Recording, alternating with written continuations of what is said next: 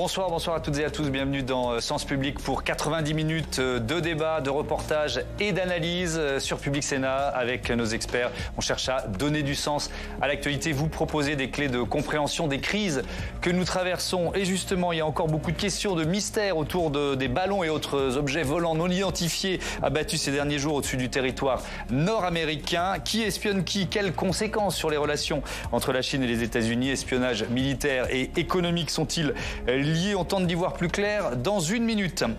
Et puis pour notre second débat, on va parler du partage des richesses, un thème d'actualité puisque les partenaires sociaux ont annoncé vendredi un accord sur l'intéressement et la participation des salariés dans les entreprises. Pourtant, le patronat était pessimiste.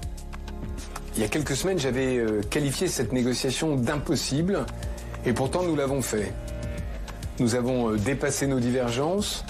Nous avons fait mentir ceux qui pensent que la négociation, la démocratie sociale sont des concepts dépassés. Comment mieux partager la valeur dans les entreprises? Faut-il aller plus loin en lançant comme le Crédit Mutuel ou la Maïf un dividende écologique et sociétal pour financer des startups ou des associations? Réponse dans 3 quarts d'heure. Mais d'abord, l'histoire d'un bras de fer en haute altitude racontée par Jonathan Dupriez. Caroline du Sud, le 4 février dernier. Un avion de chasse de l'US Air Force abat d'un missile un étrange ballon, survolant depuis plusieurs jours le territoire américain, à 12 000 mètres d'altitude. Ils ont abattu le ballon avec succès et je veux féliciter les pilotes qui l'ont fait. Et nous aurons plus à en dire d'ici peu. Pour Washington, pas de doute, il s'agit d'un ballon chinois espionnant des sites militaires. Des accusations fermement démenties par Pékin pour qui cet aéronef civil n'est utilisé qu'à des fins de recherche météorologique. Pour les Chinois, cet usage de la force est donc disproportionné. Qu'il s'agissait d'un incident inattendu de force majeure qui ne pouvait être contrôlé. Mais les États-Unis l'ont quand même délibérément amplifié et l'ont même attaqué par la force. C'est un comportement inacceptable et irresponsable. Depuis, les tensions n'ont cessé de croître entre les deux superpuissances, s'accusant réciproquement d'espionnage. La crise est même montée encore d'un cran ce week-end lorsque les Américains ont abattu 3 nouveaux ballons de plus petite taille. S'ils n'ont pas été identifiés à ce stade, la Maison-Blanche n'exclut pas la thèse d'un possible espionnage d'ampleur de son territoire. Même si nous n'avons eu aucune indication que ces 3 objets faisaient de la surveillance, nous n'avons pas pu l'exclure. Il faut donc privilégier la prudence pour protéger nos intérêts en matière de sécurité nationale. Alimentant un contre-feu, Pékin a à son tour affirmé que les États-Unis avaient survolé à plus de 10 reprises l'Empire du Milieu depuis 2022 avec des ballons similaires. Cette grave crise diplomatique survient sur fond de concurrence entre Washington et Pékin. Depuis des années, les deux puissances luttent pour obtenir le leadership économique, technologique et stratégique du monde. Je vous présente tout de suite mes invités. Jérôme Clèche, bonsoir, bienvenue. Bonsoir. Vous êtes enseignant en prospective et stratégie à Sciences Po Paris. Valérie Niquet, bonsoir. Bonsoir. Bienvenue à vous aussi, spécialiste de l'Asie à la Fondation pour la recherche stratégique. Et vous publiez ce livre, La Chine en 100 questions, aux éditions Talendier. Jean-François Huchet, bonsoir, bienvenue. Vous êtes professeur d'économie et président de l'INALCO. Émilie Zapalski, bonsoir. Bonsoir. Bienvenue Émilie, spécialiste en communication politique et éditorialiste pour Sens Public. Alors, je vais commencer là, on a parlé essentiellement du premier ballon chinois. Donc, je rappelle un peu le calendrier. 4 février, chasseur F-22 américain qui abat ce ballon. Ensuite, il y a eu 10 février, l'armée qui abat un objet volant à haute altitude au-dessus de l'Alaska, l'armée américaine.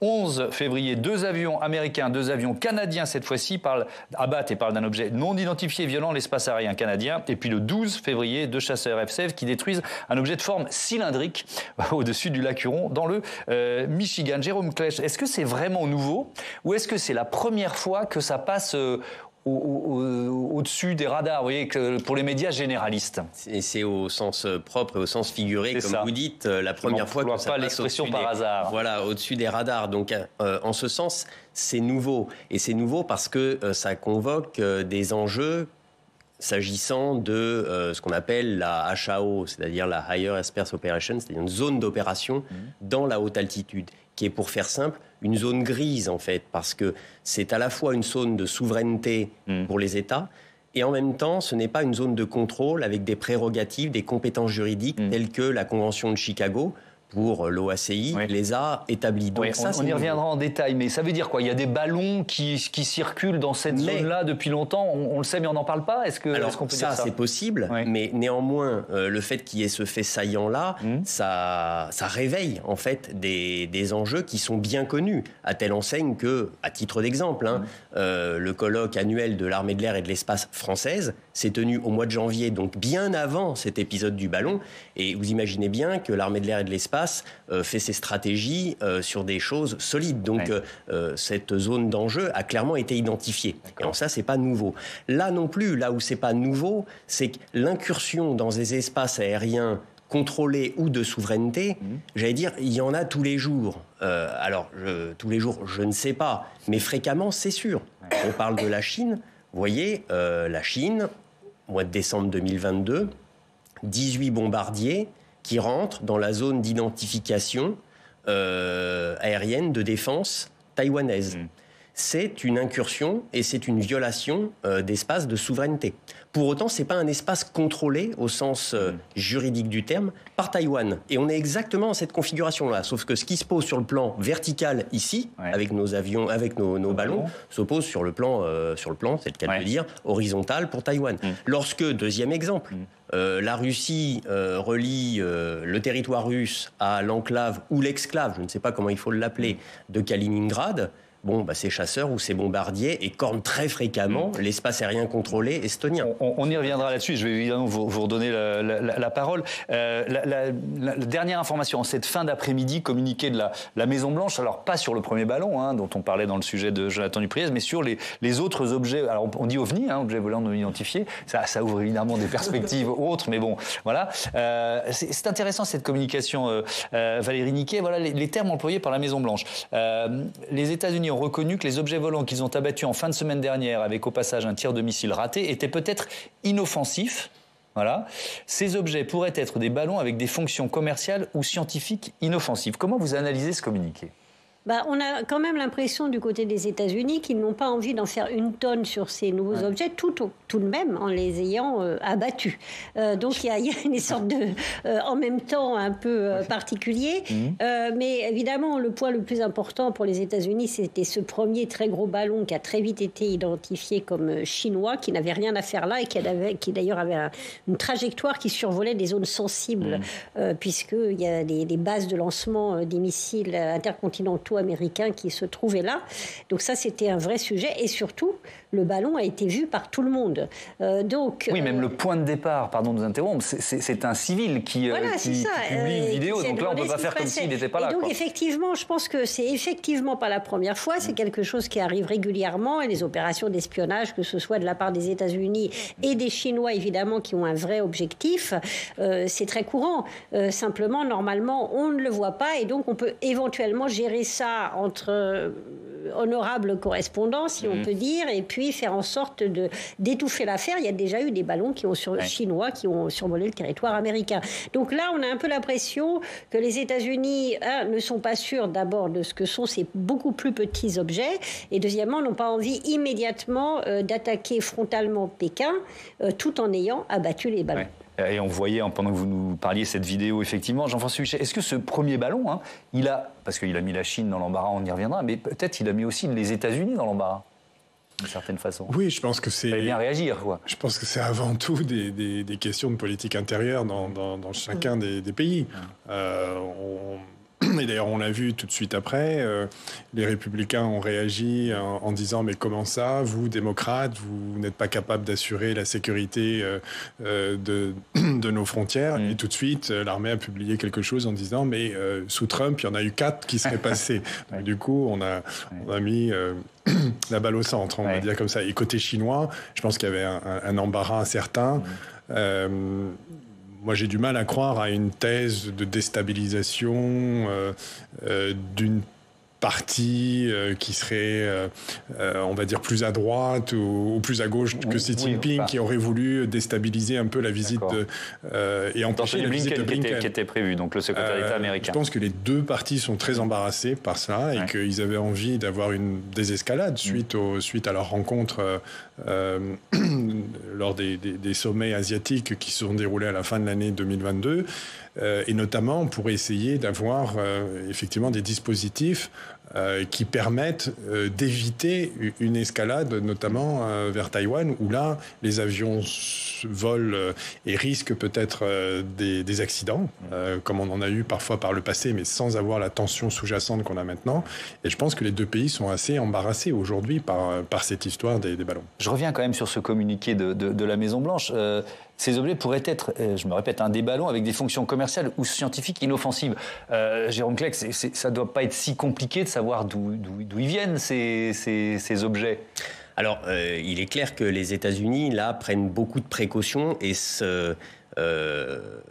font des efforts pour rester extrêmement factuels et éviter de verser dans l'hypothèse. Néanmoins, si nous, en tant qu'analystes, je parle pour moi, j'allais du côté de l'hypothèse en fonction de ce que je sais, quand je vois le ballon, très clairement, ça ne ressemble pas à un ballon dédié à de la météorologie. Le premier ballon. Le premier ballon. Oui, mais là, il parle des autres objets. Voilà, là. Les autres, je ne les ai pas vus. Et il parle au conditionnel de ballon. Parce que, pour l'instant, ce qui est dit à l'indicatif par le Pentagone sur les autres objets, c'est uniquement la forme, cylindrique et octogonale pour le troisième, sans aller sur la possibilité que ce soit un ballon.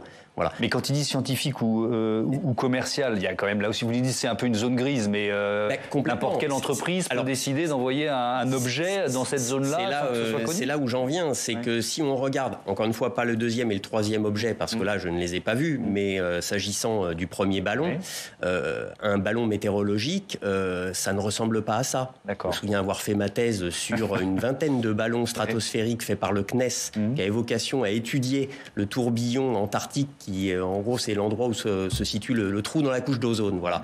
Bon, ça ne ressemble pas du tout à ça, en fait. Et puis, ça s'inscrit dans une grande campagne, avec des demandes d'autorisation, avec tout ce qu'il faut pour mener une campagne scientifique, si vous voulez, de façon un peu systémique. C'est pas un ballon comme ça qui se perd dans l'atmosphère et duquel on attendrait qu'il nous donne des données météorologiques. Donc, je comprends, en fait, toutes les inquiétudes qu'ont pu avoir les États-Unis s'agissant de la volonté de surveillance qu'il pourrait y avoir à travers ce ballon-là, qui d'ailleurs, soit dit en passant, est passé au-dessus de zones de points sensibles. Voilà. Émilie. On a l'impression que la communication de Joe Biden a été un petit peu forcée par ce que vous disiez, c'est que des civils ont vu ces objets-là. Et du coup, toute cette diplomatie qui se fait probablement en dessous, entre responsables, elle a été obligatoirement mise à jour parce qu'on ne pouvait pas, et vous l'avez dit, il y a des oppositions aussi politiques, Joe Biden ne pouvait pas ne rien dire. Mais c'est vrai que c'est étonnant parce que d'un coup, on se dit, alors ça veut dire que l'espace américain peut être survolé comme ça, à cette hauteur-là.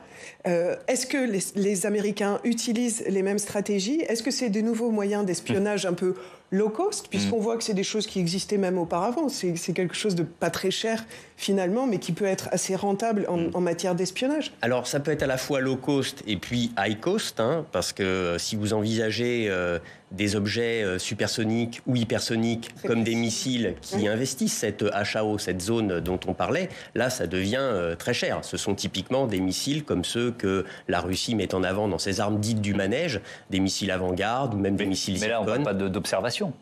Non, alors là, mais c'est toute la militarisation qu'il y a derrière et c'est les enjeux qu'il y a en fait derrière cette nouvelle zone grise en fait. C'est pour ça que là, et sur la partie plutôt high cost. Alors, puisqu'on parlait de communication du gouvernement américain, un premier exemple, prise de parole de Ned Price, qui est porte-parole du département d'État américain, l'équivalent du ministère des Affaires étrangères, sur les technologies, ce que la récupération du ballon chinois a permis. Regardez. Nous avons pris des mesures concrètes depuis la détection de ce ballon de surveillance à haute altitude pour limiter sa capacité à recueillir des renseignements sur des sites sensibles, pour limiter toute menace pour le peuple américain. Mais au-delà de ça, d'une certaine manière, nous avons renversé la situation parce que nous avons développé de nombreuses capacités propres à ce ballon de surveillance à haute altitude alors qu'il violait notre espace aérien. Nous avons appris beaucoup de choses à son sujet et sur la pratique en général, sur la technologie qui était à bord. Jean-François Huchet, on parle d'espionnage militaire, d'espionnage économique, les deux sont liés. Ce ballon, il peut servir aux deux. Qu'est-ce qu'on peut imaginer? Quelle analyse on peut faire? Techniquement, je ne peux pas vous répondre parce que je ne suis pas un expert. Je pense que... Souvent, l'espionnage, y compris à des fins économiques, se fait par des voies régaliennes et militaires en particulier. Oui, donc le ballon, il peut servir aux deux. Complètement. Ouais. Et je complète le propos à la fois sur l'aspect plutôt low cost, à relativiser quand même, parce que c'est pas si low cost que ça, et sur ce à quoi ressemble ce ballon-là. Si vous regardez les projets qui se développent au niveau européen, je pense aux projets dits de la coopération structurée permanente. Pour faire simple, c'est des pays européens qui se mettent ensemble avec des industriels en cluster pour développer des nouvelles capacités qui seraient utiles. Et des capacités qui seraient utiles pour investiguer ce champ des 20-100 km, cette zone grise justement.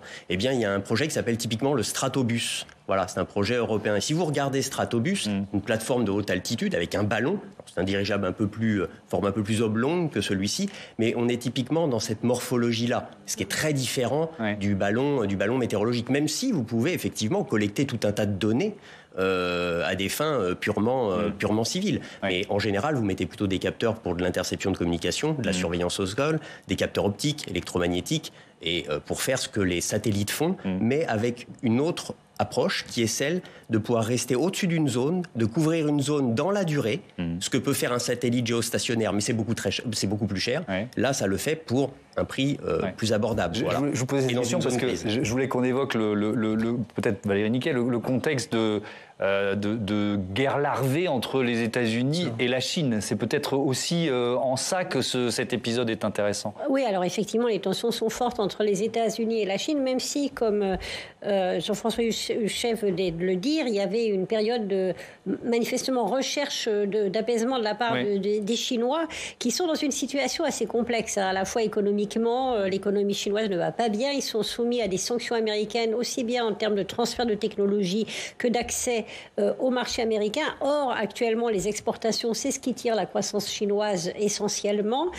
Ça va peut-être changer avec la levée de la politique zéro Covid, mais enfin, c'est quelque chose qui est très tendu. Et on voit bien que pour Pékin, l'idée d'essayer de se rapprocher des États-Unis avec l'entretien entre Xi Jinping et Joe Biden et d'autres à Bali à la fin de l'année dernière, c'était un élément extrêmement important. Juste pour ces ballons chinois, il faut savoir tout de même qu'ils sont sous l'autorité, sous le contrôle en fait de l'APL y compris en termes de l'armée populaire de libération et donc de la commission militaire centrale. Et donc, il y a toujours, ça c'est un élément au cœur de la stratégie de transformation militaire de la Chine, un lien revendiqué très étroit, écrit, pas du tout secret, entre industrie civile et militaire. Donc, il n'y a pas de distinction. Le civil sert le militaire, donc un ballon ou un satellite civil ont évidemment des intérêts en termes d'observation militaire. Parce que Jean-François Huchet, dans ce bras de fer économique, il y a quoi? Il y a une sorte de... On accepte de s'espionner les uns les autres. Tout le monde sait qu'on s'espionne les uns les autres. Ça fait partie même si on essaye de se protéger, de l'empêcher, mais bon voilà, ça fait partie des connaissances communes, quoi. Puis ça fait très longtemps. En fait. Mais bien sûr, je sais bien. Depuis que, je dirais, alors après, avant la mort de Mao, il y avait un espionnage entre guillemets politique, enfin, qui était moins tourné vers l'économique, mais depuis 1978, la Chine n'était pas dans la même position que celle du Japon, de la Corée, c'est-à-dire la Corée du Sud, qui ont bénéficié des technologies américaines, qui étaient sous le parapluie nucléaire américain et qui donc étaient un peu la barrière contre le communisme et qui ont bénéficié justement de toute une série de transferts de technologies. La Chine n'est pas dans cette position et donc même si la doctrine de Deng Xiaoping visait à apaiser justement les tensions avec les États-Unis pour pouvoir accéder quand même à certaines technologies, jusqu'à une période très récente quand même, les technologies que la Chine essayait d'acquérir étaient des technologies qui n'étaient pas encore à la frontière technologique. Ce qui a changé aujourd'hui, c'est que vous avez une Chine qui est capable de ce qu'on dit, d'ouvrir la boîte noire technologique et de dire ça m'intéresse, ça m'intéresse, parce que le reste, je sais déjà faire. Okay. Et donc, ils sont en capacité de rattraper la frontière technologique. Et c'est pour ça que aussi les Américains, les Européens deviennent extrêmement inquiets de leur avance technologique, et que donc tous les coups sont permis et qu'on retrouve effectivement de l'espionnage économique, industriel, financier et militaire un peu partout et entre les deux pays. Et imbriqué, on l'a bien compris, mais quand vous parlez de cette frontière technologique, c'est relativement, je ne sais pas si on peut le dater, mais c'est relativement récent. Ça fait quoi, 2, 3, 5 ans, 10 ans qu'on considère que la Chine a atteint ce niveau-là. Il y a certains secteurs où effectivement la Chine y est arrivée. Si vous prenez certains secteurs sur les batteries, par exemple, c'est le cas, sur le solaire aussi. Par contre, sur d'autres secteurs comme les semi-conducteurs dont on parle beaucoup aujourd'hui, la Chine a encore du retard. Mais tout le monde se dit, regardez où était la Chine il y a 20 ans. Et donc, il y a une sorte d'accélération et on se dit où est-ce qu'on sera dans 10 ans. Et quand la Chine, effectivement, publie des grands documents en matière de politique technologique et industrielle comme ce qu'on a eu il y a quelques années, la Chine 2025, ils effraient le reste du monde parce qu'on sait quels sont leurs moyens, non seulement financiers, mais aussi d'un point de vue d'espionnage. Regardez partout en France, aujourd'hui, dans les universités, on reçoit aujourd'hui des indications de la DGSI, de la DGSE pour nous dire faites attention parce qu'il peut y avoir de l'espionnage, même sur des choses assez anodines, même dans le domaine des sciences humaines et sociales. Ouais. Je reviens à cette intervention de Ned Price, donc du porte-parole du département d'État américain, quand il nous dit, Jérôme Clegg, que finalement, nous avons appris beaucoup de choses au sujet de ce ballon et sur la pratique en général, la technologie qui était à bord. Est-ce que vous croyez effectivement que les Américains en ont à apprendre et ont pu découvrir des choses sur les technologies qui étaient sur ce ballon chinois? Sans doute sur les technologies que possèdent les Chinois de façon maîtrisée. Ça, c'est sans doute là, c'est comme ça que je comprends la phrase, c'est-à-dire sur ce que vraiment est maîtrisé par les Chinois et non pas sur la technologie elle-même où l'avance américaine reste quand même évidente. Alors, on va avancer dans ce débat. Vous avez commencé à l'évoquer. Je propose à Quentin Calmet de nous rejoindre sur ce plateau pour parler de la réglementation là, de ces zones de haute altitude. Bienvenue, Quentin. Alors, quelles sont les règles autour de ces vols en ballon? Eh bien, ces ballons, en fait, ils évoluent à très haute altitude, au-dessus de 12 km, vous voyez, d'altitude. Hein. L'atmosphère terrestre est comme ça découpée en tranches. La première tranche, la troposphère, c'est là où volent les avions de ligne, etc. Eh bien, les ballons sont juste au-dessus, dans la deuxième couche.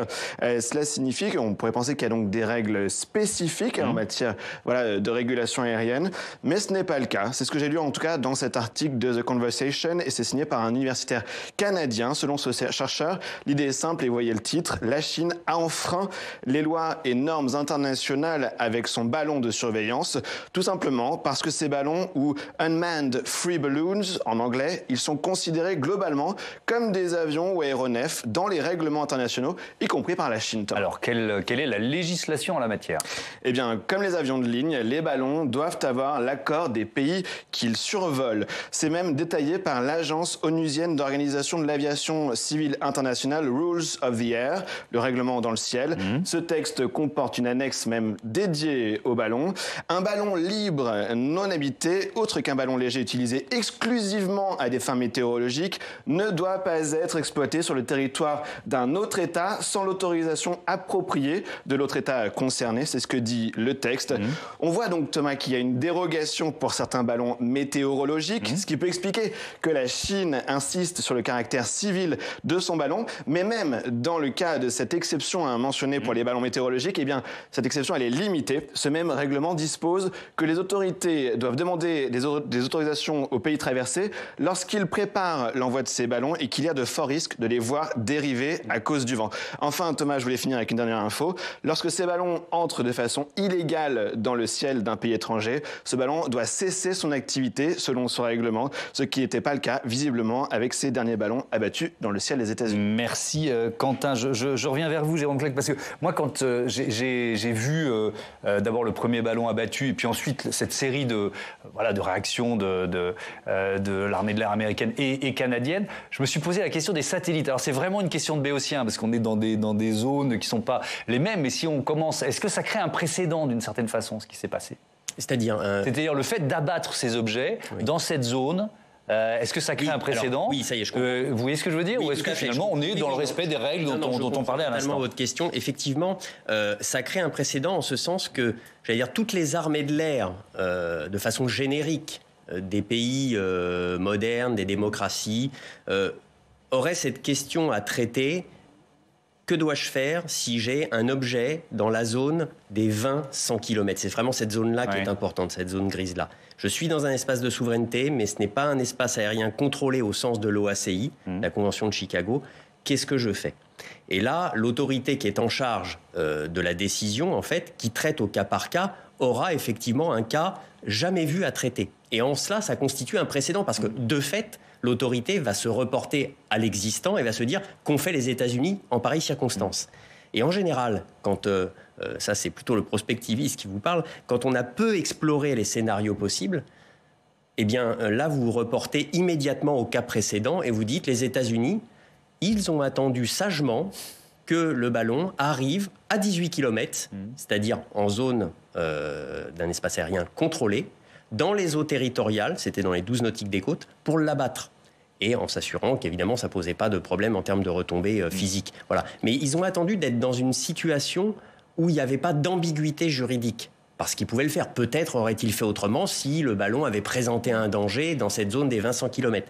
Mais ils ont voulu se rapporter à une situation connue. Donc oui, ça créerait un précédent parce que... Mais pas pour les satellites. Pardon de poser vraiment des questions de base, hein, mais parce qu'on en a un peu besoin des satellites au-dessus de nos têtes. Alors pour notre économie, pour la surveillance, pour les GPS, pour tout ça. Encore une fois, je parle de la zone des 20-100 km. Et les satellites sont au-dessus. Les satellites, c'est au-dessus de la zone de Kármán, au-dessus de la fameuse ligne de Kármán. Volontairement des questions de base. Dans l'espace... Non, mais c'est à clarifier, en effet, pour nos téléspectateurs. Au-dessus des 100 km commence l'espace à proprement parler, qu'on appelle l'espace extra-atmosphérique. On est vraiment en dehors de l'atmosphère, même s'il y a encore quelques petites particules qui se baladent, c'est pas le sujet. On est vraiment dans l'espace à proprement parler. Et là, c'est une zone internationale et de non-droit. Voilà. Donc chacun fait ce qu'il veut. C'est un véritable Far West. Ce qui n'est pas le cas encore. Ce qui n'est pas le cas de la zone 20-100 km. Je reste sur la réaction américaine. Jean-François Huchet, peut-être pour nous éclairer sur l'état de l'opinion ou des médias américains depuis le début, depuis l'apparition de ce ballon. C'est quoi? C'est une espèce de crescendo, d'hystérie? Quel terme vous employez pour qualifier ce qui s'est passé? De toute façon, la question de la rivalité avec la Chine, on le sait, est une question qui s'imposait... de manière un peu périphérique dans les campagnes électorales. Là, aujourd'hui, on peut dire, même déjà à la fin du mandat Obama, c'était devenu déjà une question, comme on dit, bipartisane. C'est-à-dire qu'il y a un accord très fort entre républicains et démocrates pour avancer vers un contrôle de l'expansion chinoise. Et puis, Trump, on l'a vu, des sanctions très fortes. Et on s'était un peu posé la question avec Biden, mais on a vu très vite que Joe Biden ne voulait pas revenir sur toutes les sanctions qui ont été prises sous Trump, voire même les durcir. Donc, il y a un état d'esprit aujourd'hui aux États-Unis qui conduit, je pense, l'opinion publique américaine à voir la Chine comme un ennemi. Il faut dire que la Chine n'aide pas non plus de son côté aussi à penser autre chose. Quand on voit les réactions qu'il y a pu y avoir sur la visite de Nancy Pelosi à Taïwan, sur un certain nombre de provocations, du vocabulaire qui est utilisé, et puis cette Chine qui se referme sur elle-même. Donc oui, il y a effectivement une sorte, je dirais un peu d'hystérie aussi, qui est en train de gagner aussi, peut-être aussi les médias américains. Et je pense que si... ça explique aussi l'embarras des gouvernements à l'heure actuelle qui cherchent, eux, à faire baisser un peu la tension et peut-être essayer de faire repartir les relations entre l'Amérique et les États-Unis sur une voie un peu moins de confrontation. On a la même chose entre l'Inde et la Chine. Hein. C'est à peu près la même chose. C'est-à-dire des tensions... les médias indiens sont aux frontières, dans certaines frontières, et des médias hystériques et des gouvernements qui essayent un peu d'apaiser, c'est ça? Ouais, intéressant. Émilie? Est-ce que justement, en Europe et en France, on n'est peut-être pas assez méfiant parce qu'on voit qu'il y a une transformation aussi en termes d'investissement, je parle en termes économiques, de la Chine qui investissait beaucoup dans des entreprises, puis maintenant qui investit un petit peu plus dans la R&D, des choses un peu moins voyantes, dans des start-up, c'est un peu moins visible, et du du coup, est-ce que c'est pas une façon aussi de se voiler un peu la face? Il y a des cyberattaques aussi. Il y a l'agence qui s'occupe des cyberattaques, cybersécurité, qui dit il y en a de plus en plus qui viennent de la Chine. Est-ce que nous, on n'est pas parfois un peu naïfs ou pas assez prudents? Je pense que 2 personnes peuvent répondre à la question. Peut-être Valérie Niquet pour commencer, puis ensuite une réponse un peu plus cyber. Ça peut être intéressant aussi d'en dire un mot. Oui, alors la Chine... Est-ce que l'Europe est un peu... naïve? Oui, voilà. Beaucoup moins qu'elle ne l'était il y a 5 ou 6 ans. Hein. Donc il y a eu, depuis le milieu des années 2010, il y a eu une véritable évolution, justement, y compris dans des pays comme l'Allemagne, et avant même la guerre en Ukraine, où on voyait la Chine acheter certaines sociétés de haute technologie, surtout en Allemagne d'ailleurs, plus qu'ailleurs, parce que c'est là que se trouvaient des éléments qui intéressaient. Donc les choses sont beaucoup moins naïves, encore une fois, et l'Europe a défini sa politique chinoise avec ce triptyque de rival systémique, compétiteur économique et éventuellement partenaire sur certains sujets qui sont toujours les mêmes, la prolifération, le climat, etc., et qui sont là un peu pour maintenir des éléments de dialogue. Ce qui est sûr, en revanche, c'est que l'Europe, comme la France, ne souhaite pas s'engager sur une logique qui serait de confrontation systématique contre la Chine, qualifiée d'ennemi principal. Et ça, c'est une différence qu'on peut avoir avec certains aux États-Unis, pas tous, mais y compris chez les démocrates et encore plus chez les républicains et chez certains États européens, comme les pays baltes, par exemple, ou même certains États européens qui, par souci de rester beaucoup plus proches de Washington, les Britanniques également, récemment, ils avaient une position différente avant, souhaitent que l'Europe s'affirme beaucoup plus anti-chinoise, entre guillemets, pour finalement qu'il n'y ait pas une feuille de papier à cigarette entre la position des États-Unis et la position de l'Union européenne. Alors, double question sur les moyens utilisés par la Chine, effectivement, pour espionner l'Europe. Ça, je trouve ça intéressant. Et puis, ce que nous, on fait aussi. Parce que j'imagine, voilà, on n'est pas en reste non plus. On a quelques moyens d'espionnage. Oui, alors déjà, sur la question de la naïveté, mais je viens à votre question, question de la naïveté et de la feuille de papier à cigarette entre la position européenne et américaine. Un exemple très concret, Huawei est interdit aux États-Unis, il n'y a aucun problème en Europe. Voilà, ça c'est très concret. Je n'avais pas jusque-là. Je pense qu'il en a, mais bon. Après, la volonté, il y a des problèmes, justement, ça pose des problèmes, cette autorisation, en termes justement d'espionnage. Vous parlez de cyberespionnage, là c'est un poste avancé de fait. Et plus généralement... C'est-à-dire la présence de Huawei sur le territoire et l'utilisation européen. De matériel venant de Huawei. Parce que très clairement, vous pouvez techniquement faire en sorte que ce soit des mouchards. Voilà, aussi simple que ça, en termes de collecte de données et de rapatriement de données ensuite directement par la firme vers la Chine. Voilà. Et connecté naturellement au Parti communiste chinois. Voilà. Et en termes de volonté chinoise, je parle sous votre contrôle, mais il faut quand même observer qu'il y a quand même ces fameuses nouvelles routes de la soie. Ces nouvelles routes de la soie, c'est une volonté d'expansion sans précédent qui quand même traduit une volonté civilisationnelle de la Chine. Et s'il y a une certaine sensibilité avec cette histoire de ballon entre la Chine et les États-Unis, c'est sans doute le signal faible, fort en l'occurrence d'ailleurs, de quelque chose de plus profond qui est en train de se jouer. Ok, je vais vous redonner la parole sur nos moyens d'espionnage à nous, parce que je pense qu'on n'est pas non plus en reste, mais peut-être votre éclairage justement sur les nouvelles routes de la soie ou une volonté, je ne sais pas, accentuée de la Chine en matière d'espionnage économique, puisque c'est un peu aussi la thématique de notre débat. Si oui, et depuis combien de temps ? La Chine a toujours, comme on le disait tout à l'heure, cherché à obtenir des technologies qui lui... Et d'ailleurs, c'était la grande différence avec l'URSS, c'est que la Chine a accompli des réformes sous Deng Xiaoping en 1979, qui étaient fondées sur l'ouverture et les réformes économiques. Et donc, la Chine est devenue extrêmement attractive.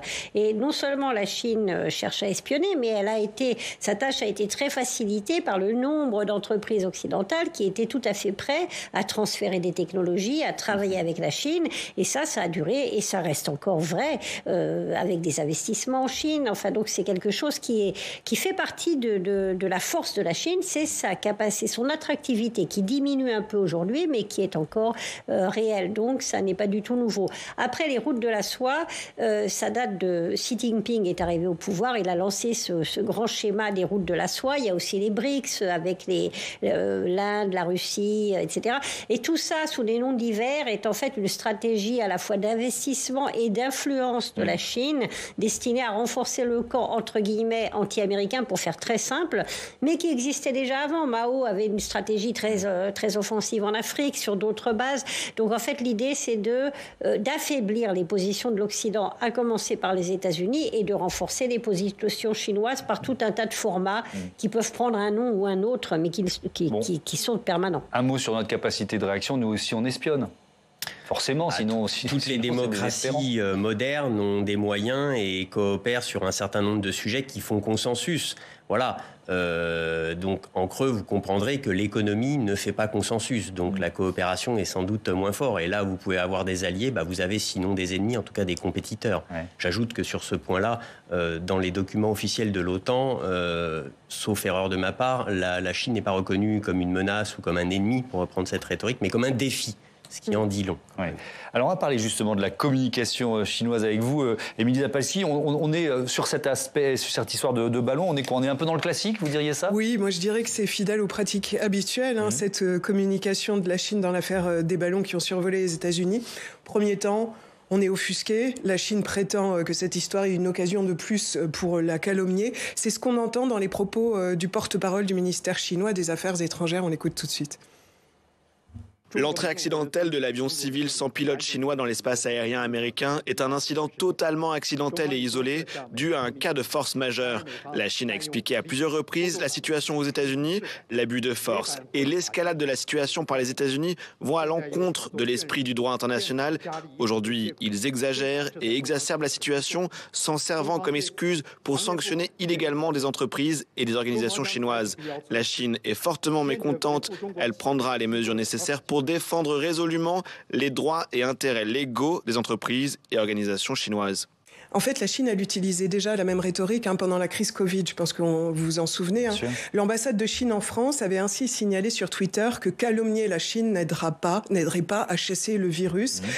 Il pensait en gros que certains médias et politiciens cherchaient tout simplement un bouc émissaire.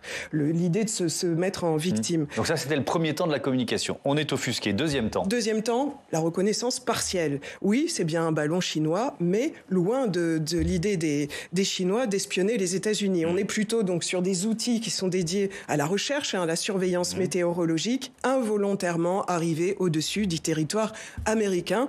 Au royaume chinois, difficile de connaître la vérité. On se souvient encore une fois des origines douteuses de la pandémie. On n'a jamais su vraiment quelle était la fin de l'histoire, et du manque de transparence en début de crise. C'est même un pléonasme parce qu'on n'avait quasiment pas d'informations sur ce qu'il en était, quel type d'épidémie, combien de morts, etc. Les autorités, elles n'hésitent pas aussi à transformer la réalité, ou en tout cas à la faire un peu évoluer. Anthony Blinken, secrétaire d'État américain, annule sa visite à Pékin à cause de ces histoires de ballons. Les Chinois rétorquent que finalement, cette visite, elle n'était pas si officiellement prévue. Bon, et ensuite, ils finissent par contre-attaquer, c'est ça ? Alors oui, le troisième temps, il est beaucoup plus musclé. C'est une attaque en bonne et due forme, ou alors si on veut la théorie enfantine de c'est celui qui dit qui y est. On attaque les États-Unis, le camp américain, en affirmant qu'une dizaine de ballons, on l'a entendu tout à l'heure, c'était des espions américains qui survolent le territoire chinois depuis 2022. Donc, et c'est une attaque, véritablement. On attaque plutôt qu'être attaqué. Et ça ressemble à deux gouttes d'eau à cette stratégie façon loup combattant qui a été développée en Chine, justement, au moment de la crise sanitaire. L'idée, c'était la Chine est attaquée pour sa mauvaise gestion de la pandémie. Et bien, c'est nous qui allons attaquer, des diplomates, donc chinois, qui allaient attaquer sur Twitter l'Occident, qui allaient vraiment se venger dans une forme assez agressive pour redorer l'image de la Chine avec tout ce que l'aide humanitaire chinois pouvait faire pour la pandémie, pour répondre aux critiques des Occidentaux. Finalement, même s'il y a cette volonté dont vous parliez tout à l'heure d'apaiser un petit peu, notamment vis-à-vis des États-Unis, leur politique étrangère, de la lisser davantage, on voit que finalement, cette rhétorique, elle est bien ancrée dans les habitudes des Chinois. Jean-François Huchet, est-ce que cet épisode, cette séquence, on va dire des ballons, ou du ballon, affaiblit Xi Jinping ? Est-ce qu'on peut dire ça, ou est-ce que c'est trop tôt pour le dire ? Alors, sur le plan intérieur, je ne sais pas si on peut aller jusque-là. Je crois qu'il y a quand même beaucoup de choses qu'on ne sait pas dans les discussions qui peuvent se passer derrière le secret qui existe autour des décisions chinoises à ce niveau-là. Il y a peut-être aussi des dissensions. Peut-être y a-t-il une récupération aussi de cet incident pour justement ne pas voir cette désescalade. Il peut y avoir vraiment des différences de vue extrêmement importantes. Après, ce qu'a dit Valérie Niquet, je crois, on doit le garder en mémoire. C'est-à-dire que la Chine est dans une posture un peu compliquée aujourd'hui sur le plan international. Je pense que cette histoire des ballons, justement, à l'image de ce qui s'est passé sur la Covid, n'arrange pas non plus la manière dont la Chine se présente à l'étranger. Et on le voit pratiquement dans toutes les opinions publiques, en tous les cas occidentales. Je ne parle pas africaine ou éventuellement asiatique, quoique il y a aussi un mouvement en Asie du Sud-Est qui montre qu'on se méfie de plus en plus de la Chine et qu'on se rapproche des États-Unis. Je pense que cette rhétorique n'aide pas la Chine justement à devenir une puissance, une hyperpuissance à la hauteur de ses capacités économiques. Et ça, je pense que ce n'est pas un bon calcul pour Xi Jinping s'il veut effectivement jouer le rôle, vous voyez, d'un pacificateur, d'une puissance qui va pouvoir concurrencer véritablement les États-Unis avec... vous voyez, des objectifs assez généreux à l'égard du reste de la planète. Donc, je dirais que ça ne va pas dans le bon sens, en tous les cas, pour Xi Jinping. Valérie Niquet, si on se projette un peu, on va terminer là-dessus. On peut imaginer que la visite d'Anthony Blinken, qui a donc été annulée ou suspendue, va pouvoir revenir à l'agenda. Ça serait dans la logique du relatif réchauffement entre les deux pays? Oui, enfin là, l'agenda est compliqué parce que d'abord, il faut voir comment vont se tenir les assemblées nationales en Chine qui, en fait, entérinent les nominations au Congrès au niveau de l'État. Donc ça, c'est début mars. Donc qu'ils viennent avant, ça me paraît difficile. Et puis ensuite, il y a cette histoire de la visite éventuelle du nouveau speaker de la Chambre des représentants, républicain cette fois-ci, qui a dit que lui aussi voulait aller à Taïwan. Donc tout va dépendre en fait de ce que se passe aux États-Unis. Et dernier point, on voit bien que les Américains ont aussi une nouvelle stratégie qui dévoile, en fait, ils l'ont fait avec l'Ukraine, avec la Russie, ils le font avec la Chine, montrer en quelque sorte et mettre en évidence tout ce qu'ils savent, ce qui met dans l'embarras effectivement les Chinois. Et tant que ça continue, c'est vrai que ça rend les choses un peu compliquées. Merci beaucoup, merci à tous d'avoir participé à ce débat. Valérie Niquet, je rappelle le titre de votre livre, La Chine en 100 questions, qui est publié aux éditions Talendier.